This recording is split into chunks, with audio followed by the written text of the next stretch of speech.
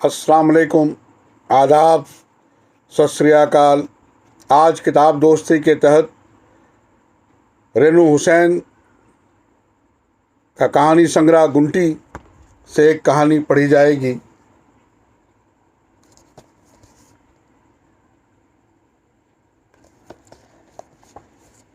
उससे कबल गुंटी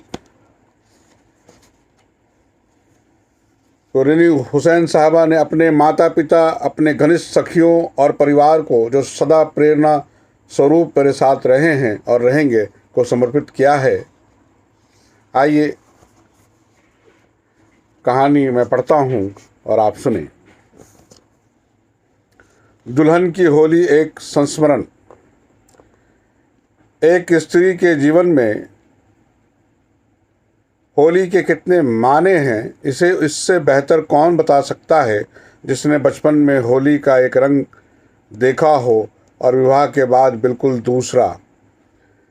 यदि एक हिंदू लड़की मुसलमान परिवार में ब्याही जाए तो असल में होली दो संस्कृतियों का अद्भुत मेल भी कराती दिखाई देने लगती है। अपने दिलचस्प अनुभव साझा कर रही है लेखिका। जाने क्यों वसंत के आगमन पर मन वसंत हो जाता है। जगह जगह खिले रंग बिरंगे फूल प्रकृति पर ही नहीं, मानव प्रकृति पर भी आच्छादित हो जाते हैं और सुगंध अपना प्रभाव हर तरफ डाल रही होती है। ऐसा तब होता है जब हम खुद एक उम्र के ख़ास दौर से गुज़र रहे होते हैं, यानी उम्र का बसंत, 16वां 17वां साल या उसके आगे के कुछ और वर्ष, जब होली के रंगों की भीनी भीनी महक आती रहती है। बात रंगों के मौसम की चली है तो मुझे अपने बचपन की होली याद आ जाती है, जो एक एयरफोर्स स्टेशन जामनगर गुजरात में मनाई जाती थी। पिताजी का एयरफोर्स की नौकरी ने जीवन को अनेक अनेक अनुभवों से भर दिया है। मुझे याद है मेरे माता पिता और हम भाई बहन त्योहारों के प्रति बहुत उत्साहित रहते थे।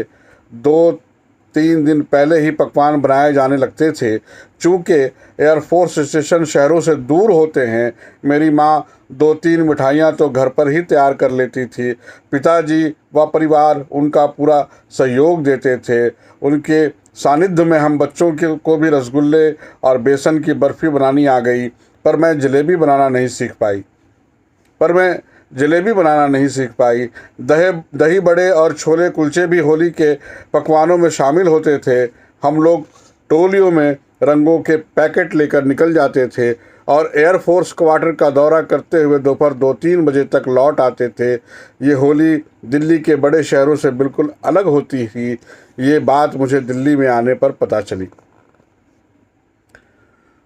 सुबह सवेरे ही हमारे घर पे पड़ोसियों की टोलियां बधाई देने आ जाया करती थी। फिर शुरू हो जाता था रंगों का खेल। खासकर सूखे रंगों और गुलाल से भरे चेहरे, खिलखिलाते चेहरे सुबह की हल्की धूप में रसगुल्लों का आनंद उठाते आगे बढ़ जाते थे।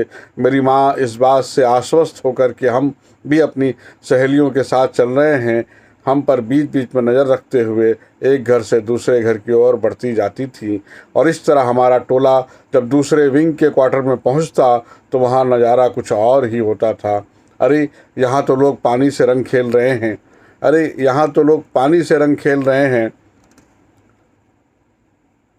मुझे पानी वाला रंग बिल्कुल पसंद नहीं था। भीगने से मुझे बहुत चिढ़ होती थी, पर वहाँ तो ऊपर के माले वाले फ्लैट्स के लोग बाल्टियाँ भरकर हर आने जाने वाले को भिगो रहे थे। ये उस चौलनुमा क्वार्टर का रिवाज जैसा हो गया था। मैं अपनी 2 सहेलियों के साथ बाहर ही रही। अपने माँ को भी पानी से बचाना चाहती थी, मगर सब आंटियों के साथ वो हंसने और बात बनाने में मशगूल थी। कुछ देर बाद मेरी बहन, माँ और बाकी सब बाहर आ गए। शुक्र है मेरी माँ नहीं भीग पाई थी, वो बहन पूरा नहा चुकी थी। अब तक पिताजी अपने दोस्त टोले के साथ कहीं और निकल चुके थे। चलते चलते हमें ढोल वाले भी मिले तो जिनकी धुन आज होली के दिन में 4 चांद लगा रही थी। वो ढोल वाले भी एयरफोर्स वाले ही थे। उन दिनों डीजे या कोई म्यूजिकल रेड क्रॉस नहीं बजते थे। मुझे याद है औरतें खुद ही गा गा कर चलती जाती थी। आज भी ऐसा ही होता होगा गाँव या छोटे कस्बों में। आदमी और बच्चे अलग नाचते गाते नजर आते थे। गीत किसी भी भाषा के लोकगीत होते थे। उन दिनों हमें तो लोकगीतों की भाषा समझ नहीं आती थी, मगर आज के भोंडे गीतों से ज़रूर वो मन भावन थे। एयरफोर्स की होली ने मुझे भारत के सांस्कृतिक दर्शन अवश्य करवा दिए, जिसके लिए मैं अपने पिता की सदैव आभारी रहूँगी। अधिकतर लोकगीत बंगला, भोजपुरी, मैथिली, हिमाचली और पंजाबी गीत होते थे। मेरे पिता स्टील की प्लेट और लकड़ी के बोर्ड पर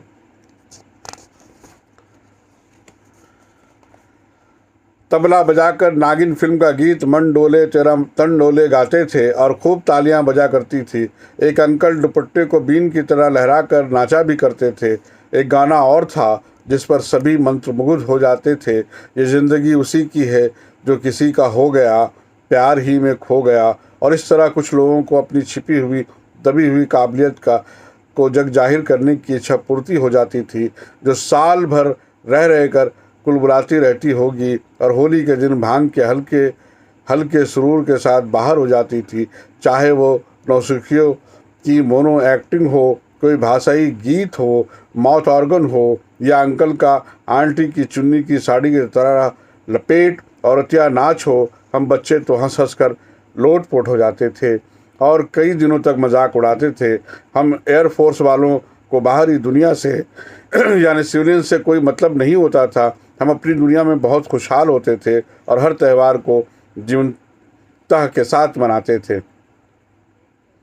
दिल्ली आने पर होली हमारे घर के गेट तक सीमित हो गई थी, क्योंकि हम अपने मोहल्ले में भी अनजान लोगों के बीच रहते थे।